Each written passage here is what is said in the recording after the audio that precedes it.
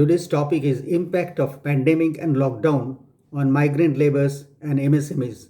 Some thoughts for solutions. As on June 4, 2020, the pandemic arising out of COVID-19 has affected 213 countries globally with a total of 65.40 lakhs confirmed cases and a death toll of 3.86 lakhs. In India, number of affected people is 2.17 lakhs and number of deaths running to 6,000. The pandemic wreaked havoc on global economy and trade, including disruption of healthcare system, closure of business and industry, tourism and transportation. In India, pandemic that took off from late March 2020 has been rising at a phenomenal rate with no sign of abating. Government at the center and the states are facing uphill tasks to contain the virus.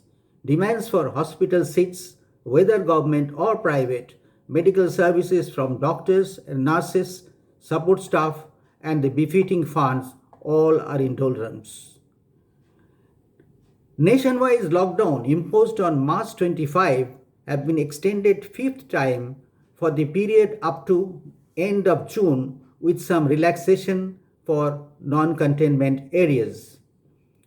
Regarding economic situation, GDP growth or economic growth of India pre-corona periods was already down in last quarter of 2019-20 to 3.15% versus annual figure of 4.2%.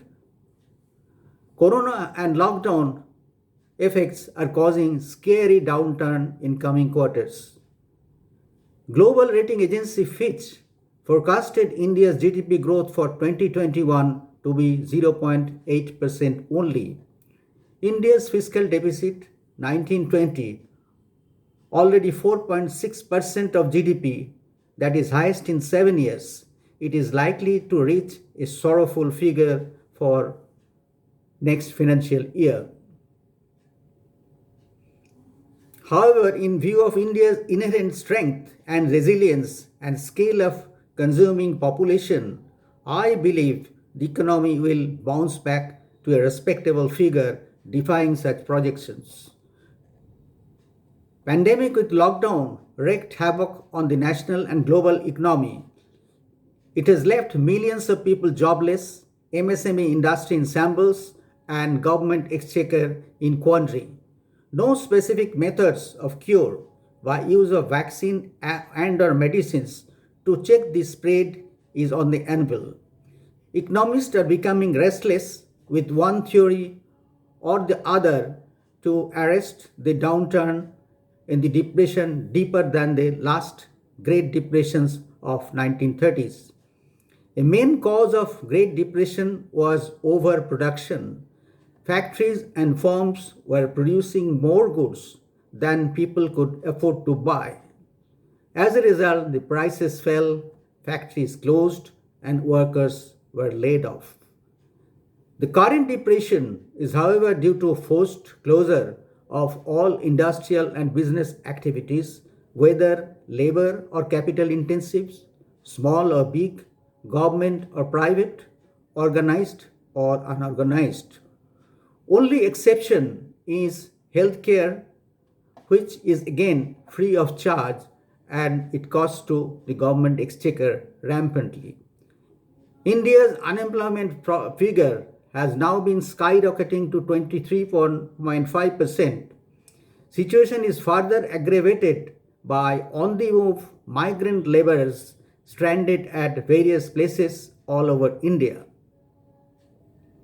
They have been loaded to Shramik special trains, flouting all norms of social distancing and hygiene, and in most of the times without food and drinking water.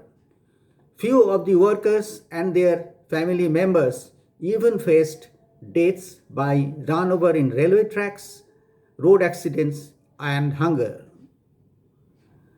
The Shromiks were mostly engaged in MSME or unorganized sectors.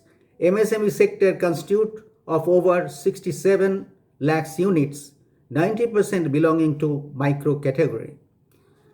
MSME sector alone contributes 45% of the total employment opportunities in the country.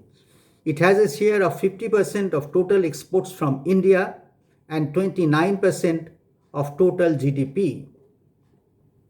During the lockdowns, this sector cannot produce, and even they produce later, there will be no market for the products in the foreseeable future.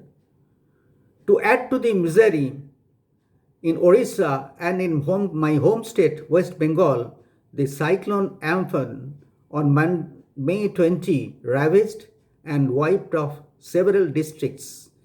People suddenly have become homeless and cropless, and government indicated a loss of rupees 1 lakh crores. Government policymakers and economists across countries and in India raced to implement fiscal and monetary measures to alleviate the financial burden and distress on citizens and shore up economics under severe strain. Economic theories and jargons apart, I think common sense and objective management blended with benevolence can solve the unprecedented problems to a great extent. The intentions are to be devoid of political squabbles between center and state and intrastate. I take the example of Bengal. Think of the case of influx of migrant workers to Bengal. More than 30 Shramik special trains crammed with total more than 50,000 people reached different districts of Bengal, adding to the distress. Further, there are lakhs to follow, if not restrained. These labors served and added value to mostly the business of jewelry, construction, stone quarry, artifact, diamond cutting, etc., and contributed immensely by boosting productivity and profits of the owner's industry. Host state must contribute suitably, and the employers must be compelled to carry out the corporate social responsibility. The jobless laborers must be provided with food and shelter and subsistence allowance as required for 2-3 months or more. Subsequently, they shall get back to their original employer or to other provisions.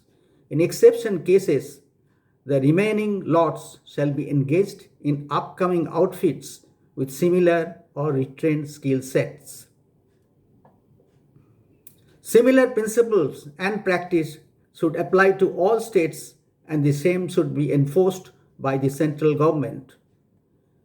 The respective states shall maintain a roster of such laborers and their skill sets and retrain them to orient to allied skill sets to meet changed market demand.